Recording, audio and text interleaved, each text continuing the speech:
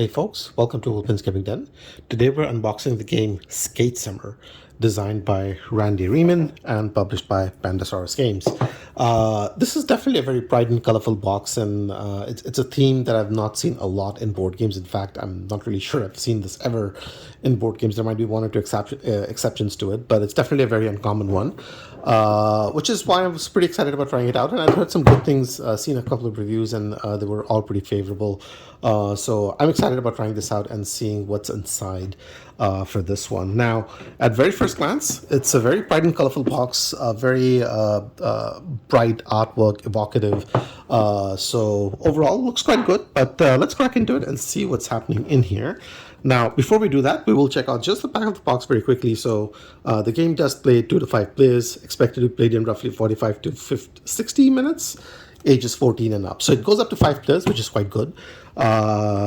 So yeah, but it does not have a solo mode by the look of things. So, well, for what it's worth, I don't play a lot of solo games, so it's not a big issue for me. But I am curious about how well it scales between those different player counts that it does support. So yeah, so we'll figure that out on a future date. For now, let's have a look at this. So we've already seen the front of the box, and with the shrink off, we can definitely see it's quite attractive. It's appealing. Might be a little busy for some, and I think it's a little busy for me, but overall looks quite good. And then on the back, we have the same aesthetics, sort of like carrying over with the artwork. We get to see that there's going to be some sort of a hexagonal game board. There's going to be different player boards by the look of things, bunch of cards, bunch of tokens, and looks like there's quite a bit of components in here. So we'll see all of that as we take the lid off. And with that, we get a pretty standard inside of the lid. So that's there. Now, the first thing we get is the rule book. And flipping it over, you get to see the contents. You get to see the game setup. Looks like not a lot of steps with this setup, but oh wait, you have a lot of steps with your player setup by the look of things. So there is that. How to win game rounds, combos, how to stay balanced, playing special tricks, landing or skating, full combo example, moves.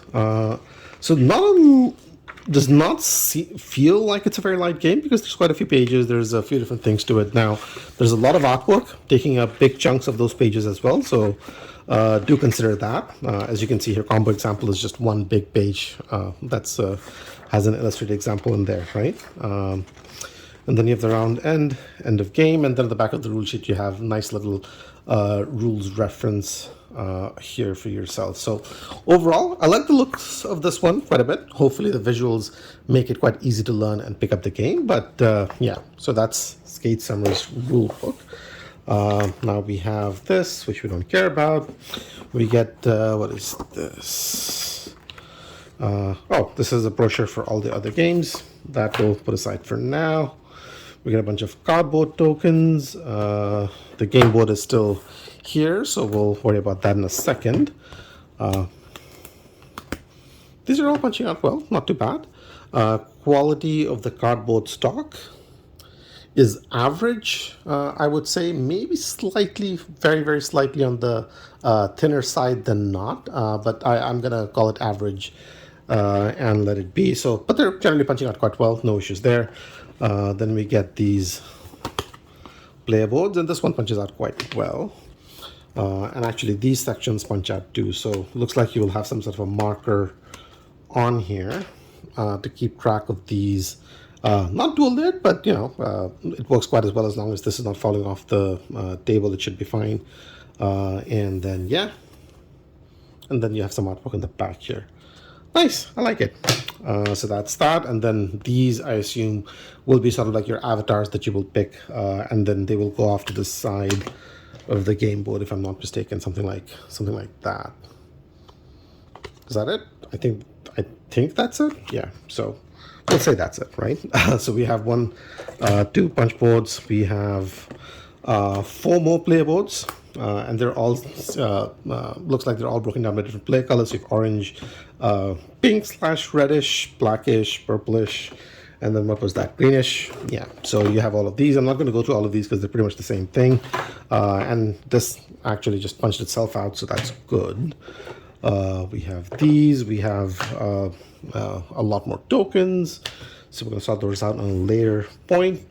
Now we get a game board. This reminds me of the game board for Vindication, for those of you who may have seen it. Much smaller, obviously. Vindication, I think, had a much larger footprint, but this is small, comfy, and cozy.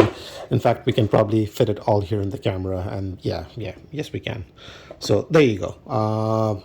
It's nice. It's a limited footprint. Obviously, you'll have the playboards on the side, but hopefully, it makes it a little bit easier to get the game onto tables that are not the largest. You do have a points track going around. You do have these little, I don't know, are these bonuses, objectives that you're fulfilling? I'm not sure. And then you can see the art book over here. Very nice, bright and colorful. Reminds you a little bit of those isometric 2D video games where you're looking at it from the top. So, sort of like your SimCity of yesteryear, but a little bit more bright and colorful and a little better resolution on the 2D side. And it looks a little busy because you have quite a few different spots, as you can see, for different things. But hopefully it's not as complicated, and maybe once you get into the game, it's a little easier to pick up and does not look as busy at that point. So, but again, a question for us to figure out on a future date. So we'll move this off to the side. Now, we do get an insert. And it seems all right. I mean, does have different grooves for your playboards and whatnot, but we'll see how well it fits in once we actually do get it open up and played. But for now, we're going to check out the remaining components. So we do get cards, and these are on the smaller side. So these are smaller European or smaller American, I forget. But then you get these cards. Card stock. Definitely on the thin side. It's plain. It's not matte finished. I'm not fussed about the finished, but it does feel like it's on the thinner side than not. So hopefully the amount of shuffling that you will do with this is going to be somewhat limited, because it looks like they could get damaged quite easily. Again, just first impressions, but yeah. And then at the back we have this art book on the cards. Not a lot to say. There's a little bit of repetition, but otherwise it's simple, it's straightforward. Aesthetically, it aligns with the rest of the game. And that's that, yeah. Okay. We'll have a look at, we have 2 more decks. We're going to quickly check these out as well.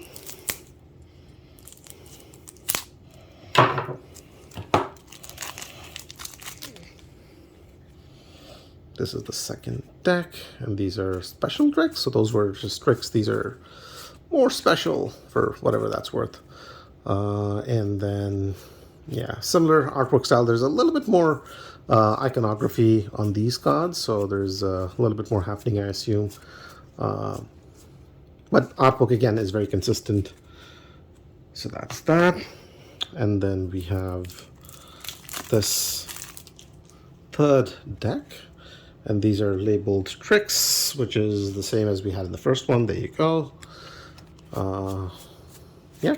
And then I assume these might look pretty similar to that. It does. It's just the color of the back is a little bit different. So, yeah. Okay. So that's that. We're going to move this off.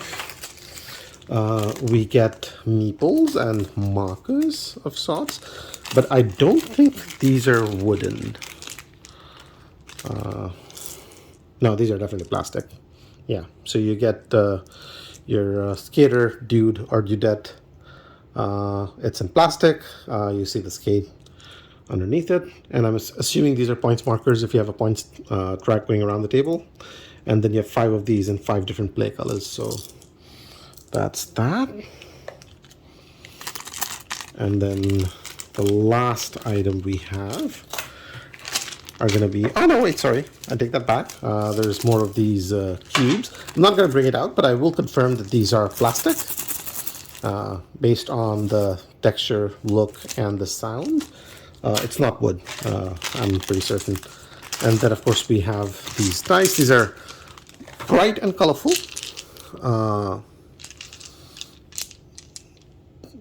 Sharp edges, well, sharp-ish edges. But hopefully they roll just fine. So we'll do a live demo. Yeah, it's all right. I wish the edges were a little bit rounded, but I'm honestly I'm nitpicking. It is not a super expensive game, so sort of like given the footprint of the game and the price point and everything, yeah, I'm pretty happy with the quality of the dice. Overall, that's everything that comes in the box for Skate Summer. I'm pretty happy with the components. I mean, I do wish that the card stock was a little bit better and the stock of the cardboard was a little bit better. But that's minor nitpicks, and I'm happy to overlook those given the fact that this is a relatively inexpensive game for you to get into, and you do seemingly get quite a bit of bang for your buck as far as all everything put together is concerned. That's it. That's the unboxing for Skate Summer.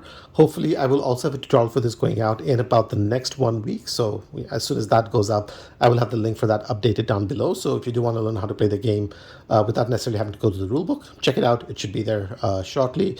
In the meanwhile, thanks for watching. Do subscribe to the channel if you like it and if you want to stay updated on the content that we have coming up now on a regular basis. In the meanwhile, thanks for watching, and I'll see you at the next one. Take care.